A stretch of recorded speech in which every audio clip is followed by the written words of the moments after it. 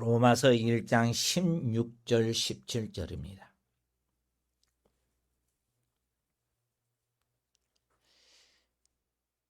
이 말씀이 너무 중요하니까 우리 같이 좀 읽어볼까요? 같이 읽겠습니다.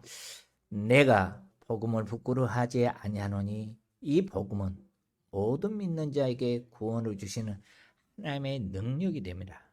먼저는 유대인에게요, 그리고 헬라인에게로다. 복음에는 하나님의 의가 나타나서 믿음으로 믿음에 이르게 하나니 기록된 바 오직 의인은 믿음으로 말미암아 살리라 함과 같으니라. 아멘. 제가 로마서를 같이 나눈 것이 건 3년이 돼 갑니다. 네, 로마서를 나누다가 연말과 연초에 가서 좀 쉬었습니다만은 로마서 우리가 16장만을 남겨두고 있습니다. 그래서 로마서 16장을 해야 하는데 로마서 16장을 단순히 로마서 16장만을 딱 끝내는 것이 더 그것보다는 로마서의 흐름을 이야기하고 로마서에서 무엇을 우리에게 가르쳐주고 권하고 있는지를 붙들고 그리고 로마서 16장을 마치기를 기대해서 오늘부터 로마서를 다시 들어갑니다. 로마서 1장 16절 17절은 너무나 중요합니다. 왜냐하면 로마서 1장 16절 17절은 로마서 전체 1장부터 16장 전체를 집약시켜놓은 주제와 같습니다.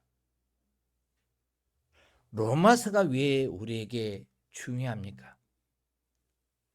우리가 왜 로마서를 나누고 로마서를 중요하게 받아들여야 하는지를 명확하게 먼저 잡기를 원합니다. 건축을 할 때, 건물을 지을 때 보이지 않는 부분, 땅 밑으로 들어가는 부분이 하나 있습니다. 기초입니다. 우리나라 건축법이 바뀌면서 건축에서 기초에 대해서 너무 많이 신경을 씁니다. 그리고 기초에 대해서 집중해서 관리합니다. 기초가 잘못되면 몇 년 전에 오치동에서 건물이 그냥 무너졌던 것처럼 무너지게 됩니다. 우리는 매스컴을 통해서 보면 똑바로 서 있던 멋진 건물이 어느 날 순간 무너진 것을 볼 수 있습니다. 기울어집니다. 왜 그렇죠? 기초가 잘못됐기 때문에 그렇습니다. 그래서 기초를 할 때 그 땅 밑으로 콘크리트 말을 박아서 더 든든하게 세웁니다. 또 기초와 함께 세워진 게 뭡니까? 기둥입니다. 기둥이 없으면 더 건물이 활용하기가 좋을 것 같습니다. 공간이 사용하기 쉬우니까요. 여러분 우리 교회 건물을 보면 옆에 보면 기둥이 팍 튀어나왔잖아요. 이게 45cm가 튀어나왔어요. 적지 않습니다. 그리고 이 기둥이 지붕을 또 받치고 있습니다. 근데 이 건물은요, 기둥과 기둥 사이에 보호가 또 하나 또 지나가더라고요. 그래서 건물의 특징이 이 기둥을 통해서 보호가 지나가면 이 보호 하나 또 있어요. 그래서 건물을 든든히 받치고 있습니다. 옥상을. 그래서 건물에서는 기둥이 중요합니다. 기둥이 잘못 서 있고 기둥이 바로 서 있지 않냐고 기둥이 튼튼하게 서지 않냐면 몇 년 전에 포항에서 일어났던 지진, 그 지진은 플래트 공법으로 해가지고 기둥이 휘어지고 지진이 일어났을 때 플래트 공법으로 지었던 건물들 기둥이 튀어나가고 휘어짐으로 말미암아 건물을 철거할 수밖에 없었던 그러한 결과를 갖습니다. 신앙은 어떨까요? 신앙도 마찬가지입니다. 그렇기 때문에 우리의 신앙은 바로 세워야 합니다.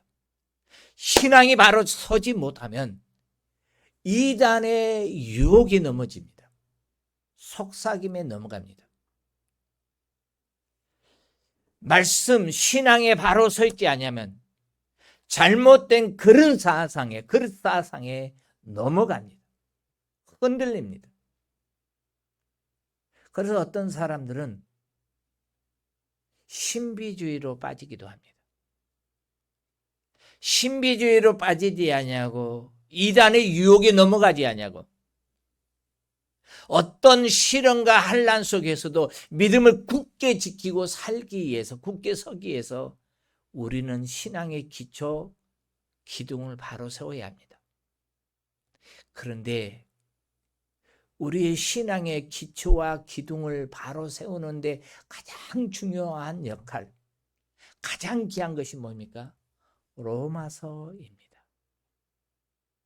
그래서 우리는 로마서를 무엇보다도 잘 알아야 합니다. 로마서를 집중 나눈 것이 중요하고, 로마서의 그 흐름에, 그 가르침의 뿌리를 내려야 하고, 로마서의 가르침 속에서 우리의 신앙의 기둥을 세워가야 합니다. 바울은 오늘 본문에서 내가 복음을 부끄러워하지 아니하노니 했습니다. 복음에 대해서 이야기합니다. 복음에 대해서 이야기하면서 복음을 부끄러워하지 않는다 했습니다. 부끄러워하지 아니한다, 이 말은 이중부정모로 긍정입니다.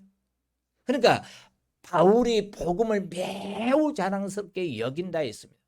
그래서 갈라디아서 6장 14절에서도 내게는 우리 주 예수 그리스도의 십자가 외에, 십자가 사건 못 박힌 것 외에 더 자랑할 것이 없다라는 겁니다.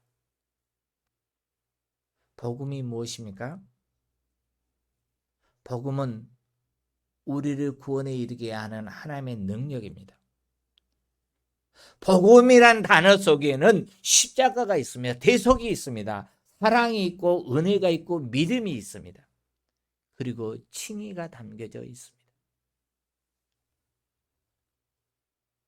바울이 복음을 부끄러워하지 않는다 했습니다. 왜 그렇게 고백했을까요? 바울이 복음 사역을 했던 그 시기를 한번 좀 알기를 원합니다. 바울이 복음을 전했던 그 시기는 초대입니다. 초대교회입니다. 그때는 예수 그리스도가 이 땅에 오셨다가 십자가에 못 박혀 죽으시고 부활하신 후입니다. 그리고 승천하셨습니다. 예수님이 부활 승천한 후 마가다락방에 모여서 기도하던 성도들 위해 성령의 역사가 임했습니다. 성령 충만함 받은 성도들은 너희는 가서 모든 족속으로 제자를 삼아 아버지와 아들과 성령의 이름으로 세례를 주라 말씀. 아니, 사도행전 1장 8절 성령이 너희에게 임하시면 너희가 권능을 받고 예루살렘과 온 유다와 사마리아 땅끝까지 이르러 내 증인이 되라는 말씀처럼 나가서 증인의 삶을 살기 시작했습니다. 증인으로서 복음을 전하기 시작할 때 어떤 역사가 일어났습니까? 베드로가 복음을 전할 때 많은 사람들이 우리가 어찌할꼬 하고 회개하고 돌아오는 역사가 일어났습니다. 그러한 역사만 있었습니까? 반대의 경우도 있었습니다. 성령 충만했던 스데반이 복음을 전할 때 청중들이 길을 틀어막고 대적했던 것처럼 유대인들은 복음을 거부했습니다. 복음을 거역했습니다. 예수가 하나님의 아들이심을 거부했습니다. 복음을 믿고 전한 자들을 대적하고 그들을 박해하기 시작했습니다. 그 대표적으로 스데반이 돌에 맞아 죽었던 이유가 뭡니까? 복음을 거부했던 유대인들에 의해서입니다. 우리에게 이 놀라운 로마서를 하나님이 기록하게 하는 데 쓰임받았던 도구로 쓰임받았던 바울은 어땠습니까? 성령이 그에게 임하기 전에 성령이 그에게 임하기 전에 복음에 대해서 바로 깨닫기 전에는 그는 예수 믿는 사람들을 잡아 죽이게 혈안이 돼 있었고 그 일에 의해서 다메섹까지 가는 수고로움을 마다하지 않았습니다. 그래서 그는 다메섹까지 가서 예수 믿는 사람들을 잡아 죽이기 위해서였습니다. 왜 그렇습니까? 유대인들에게 있어서 예수는 율법을 깨는 자입니다. 하나님이 아닌 다른 이단 사상을 전파하는 자로 받아들여야 됐습니다. 그것뿐만 아니라 예수님이 오셔서 하셨던 것 중에 하나가 뭡니까? 할례 파괴입니다. 율법의 깨어짐입니다. 왜 그렇습니까? 예수 그리스도는 실상 율법을 깨는 게 아닙니다. 예수 그리스도는 율법을 완성시킨 분입니다. 우리가 이룰 수 없는 그 모든 율법의 요구를 완벽하게 이룬 분입니다. 그런데 예수가 전하는 게 뭡니까? 복음이 전해준 내용이 뭡니까? 율법을 지킴으로가 아니라 예수를 믿음으로 구원을 얻을 수 있다는 겁니다. 유대인들의 주장, 그 율법의 요구가 깨어진 것 때문에 그들은 율법을 대적한 자로서 여기고 예수 믿는 사람들을 박해했습니다. 또 하나가 뭡니까? 율법과 함께 주어진 사상이 뭡니까? 선민 사상입니다. 우리가입니다. 우리가 하나님의 백성이야, 우리가 하나님의 자녀야, 우리만입니다. 우월주의입니다. 자신들만 하나님의 자녀라고 했던 그들이 깨진 것입니다. 그래서 예수 믿는 사람들을 박해했습니다. 율법이 뭡니까?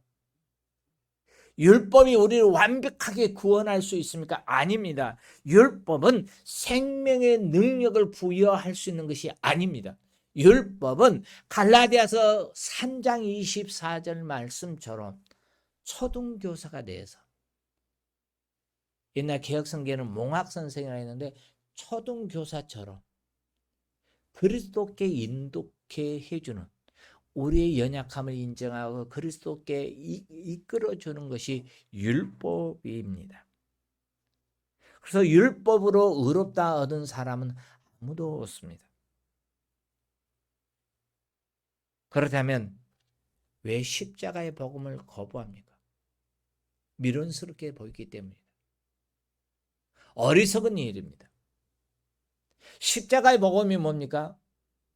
내가 할 수 있는 것이 아니라 예수님이 해놓은 것을 나는 믿기만 하면 된다는 거야. 인정하고 받아들이면 된다는 것이 십자가의 구원입니다. 그런데 율법을 행했던 사람들이 뭡니까? 율법을 하나도 지키지 않는다는 것 때문에 어리석어 보이잖아요. 오늘날 세상 종교처럼 도를 닦는다든가 세상 종교처럼 고행을 한다든가 무엇이든 해야 하는데 인간이 할 수 있는 게 없어요. 오직 믿음이에요. 그래서 어리석어 보입니다. 그렇지만 십자가의 구원은 우리를 향한 하나님의 능력입니다. 십자가가 무엇입니까? 생명입니다. 인간을 창조했을 때를 한번 생각해 볼까요? 하나님이 흙으로 인간을 지으실 때 그때를 한번 묵상해 보시기 바랍니다. 하나님이 사람을 창조하실 때 흙으로 지어놨습니다. 그런데 그 코에 생기를 불어넣기 전까지 인간은 토기 인형에 지나지 않습니다. 지난주에 손주가 다녀갔습니다. 근데 이 아이가 와가지고요, 전에는 보면 영상 보면 그 공룡에 빠져있던, 요즘은 피카츄에 빠져 있습니다. 피카츄 가지고 노는데 아침에 일찍 일어나더라고요. 6시 좀 넘어서니까 일어나가지고 혼자 노는데, 아이고, 그 꼭 생명 있는 것 같이 가지고 노는 거예요. 움직이지 못하는데 지가 움직이면서 하는 거예요. 하나님이 우리 코에다가 인간의 코에다가 흙으로 빚어놓은 그 인간의 코에다가 생기를 불어넣지 않았다면 우리는 그 인연과 똑같은 존재입니다. 근데 하나님께서 인간의 코에 생기를 불어넣어 주어서 생명이 되었습니다. 생명을 얻었다는 겁니다. 근데 저와 여러분은 죄와 사망으로 인해서 죽은 자입니다. 하나님과 관계 그 생명을 얻었던 것이 단절되었습니다. 그래서 정령 죽으리니처럼 죽어버린 자가 우리 인간입니다.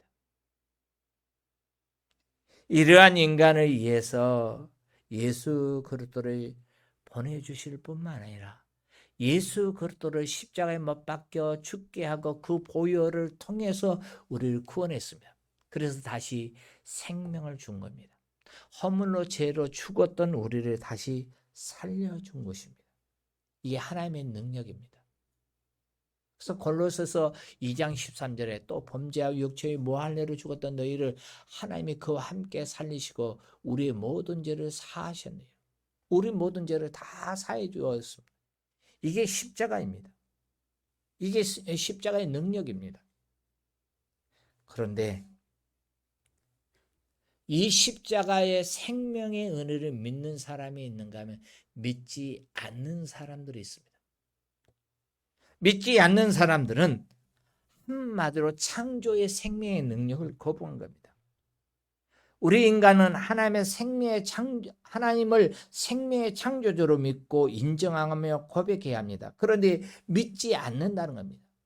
믿지 않는다는 표현을 오늘 로마서 1장 18절에서 보니까 하나님의 진노가 불의로 진리를 막는 사람들의 모든 경건하지 않은가 했어요.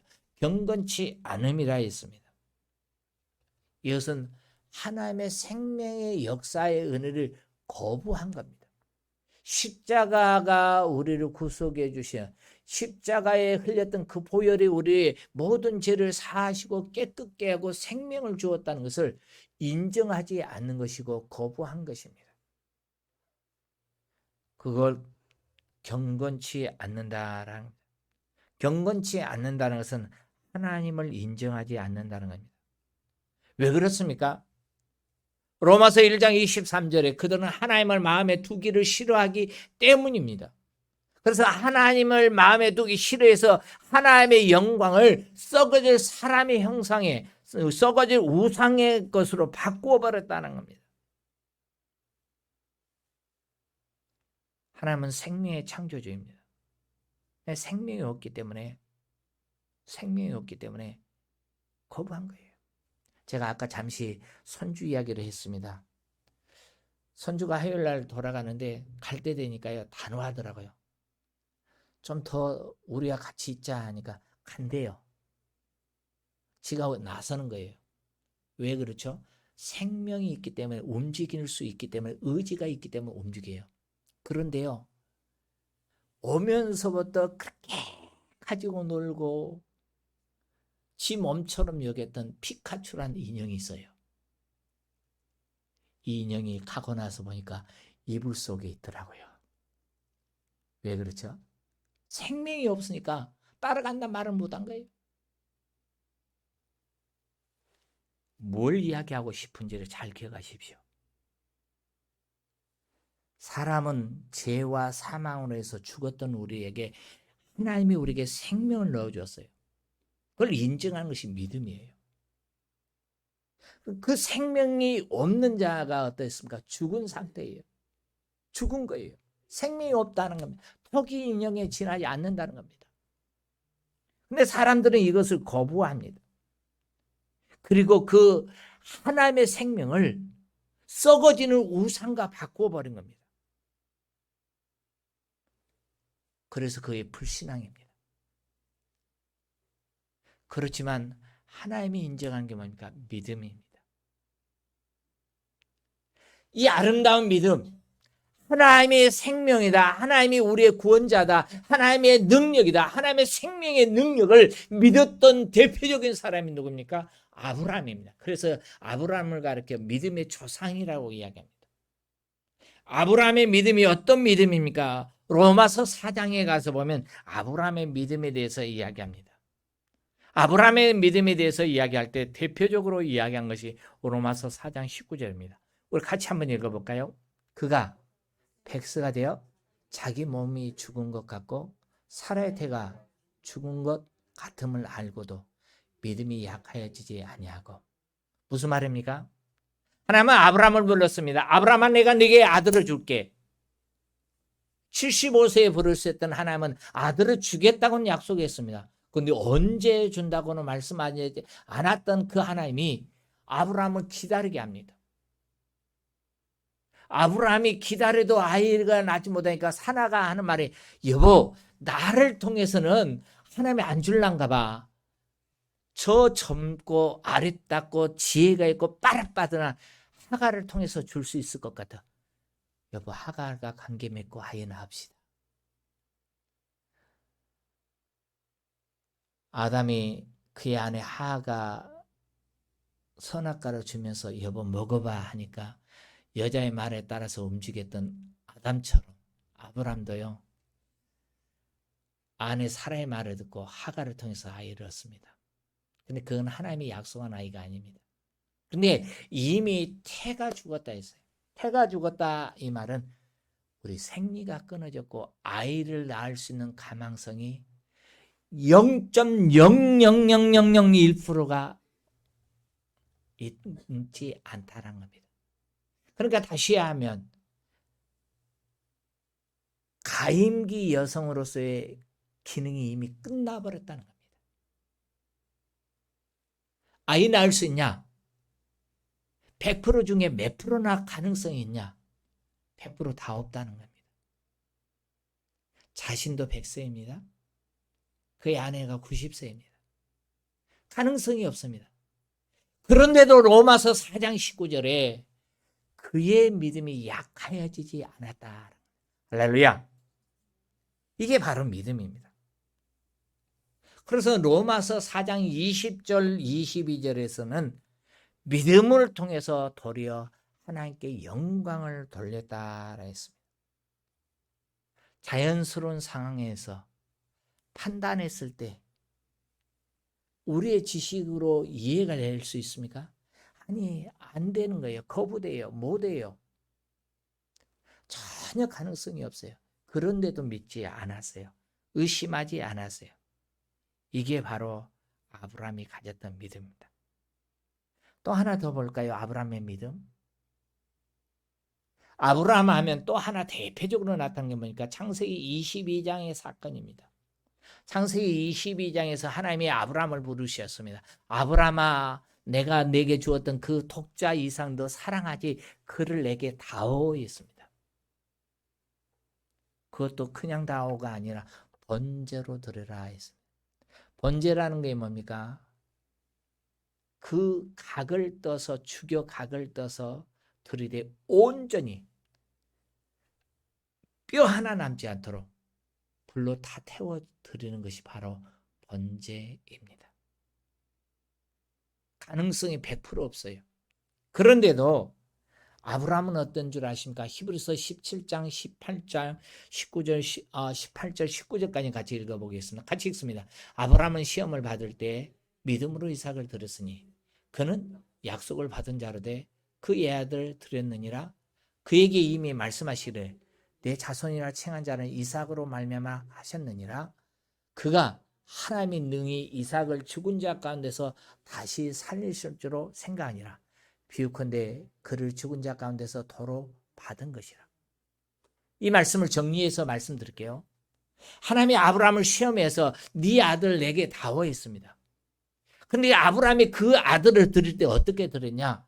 다 드린 겁니다. 드리지 않는 게 아니라 다 드린 거예요. 이미. 그런데 어떤 마음으로 드렸습니까?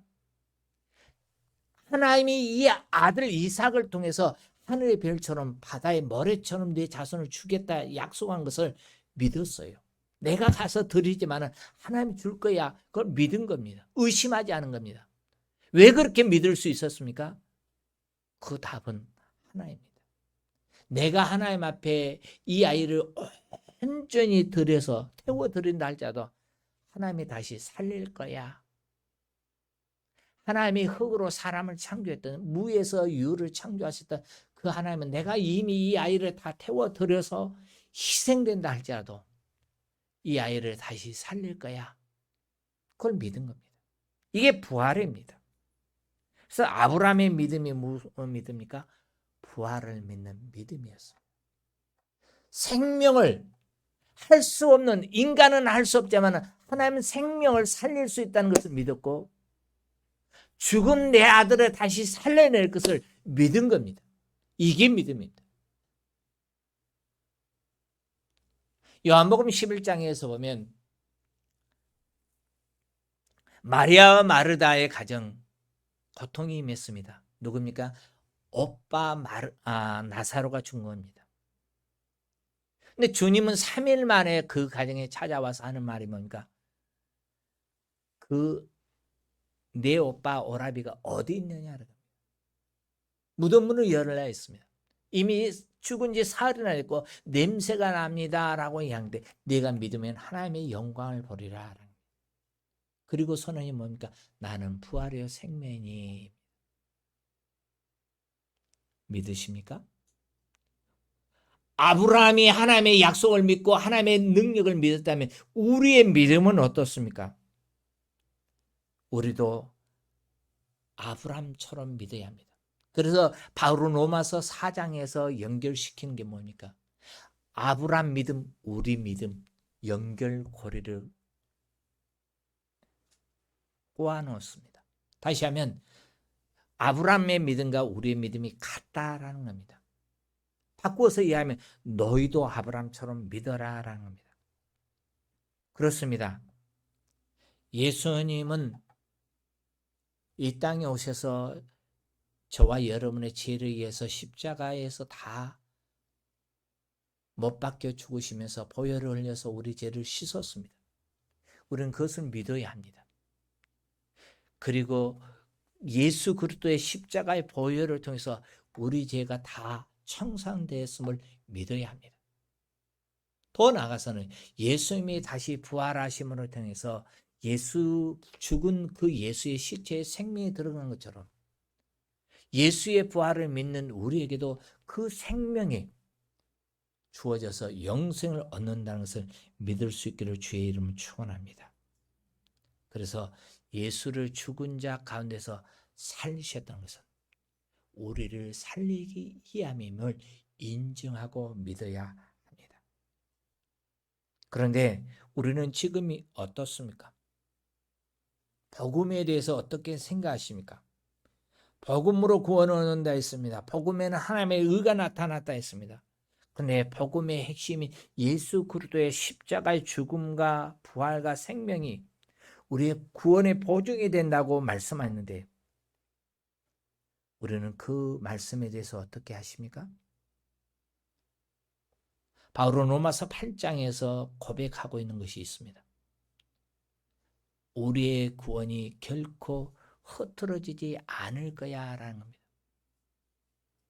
누가 뭐래도 우리의 구원은 확실해 라고 고백하는 것이 로마서 8장입니다. 그런데요, 우리의 구원이 완성되었습니까? 하나님이 우리의 구원을 이루어 놨기 때문에 분명히 구원을 얻는데 우리는 완벽하게 다 이루었습니까? 아닙니다. 아직입니다. 이스라엘 백성들이 애굽에서 나왔습니다. 출애굽 시켰습니다. 그러면 출애굽한 그가 동시에 그들 가나안 땅에 뿅 들어갔습니까? 못 들어갔어요. 그들은 광야길을 걸었습니다. 그것도 40년 동안. 믿음으로 거부하였기 때문에 40년을 보낸 거예요. 가데스 바네아에서 그들이 뿅 들어갈 수 있었어요. 근데 온전히 믿지 않았기 때문에 40년을 세월을 보낸 겁니다. 그들은 애굽의 노예 생활에서 구원받은 건 맞습니까? 맞습니다. 근데 그들은 가나안 땅에 들어갔습니까? 아직입니다. 현대를 살아가고 있는 우리가 바로 그렇습니다. 우리 구원받았습니까? 받았습니다. 구원의 완성을 이루셨습니까? 아직입니다.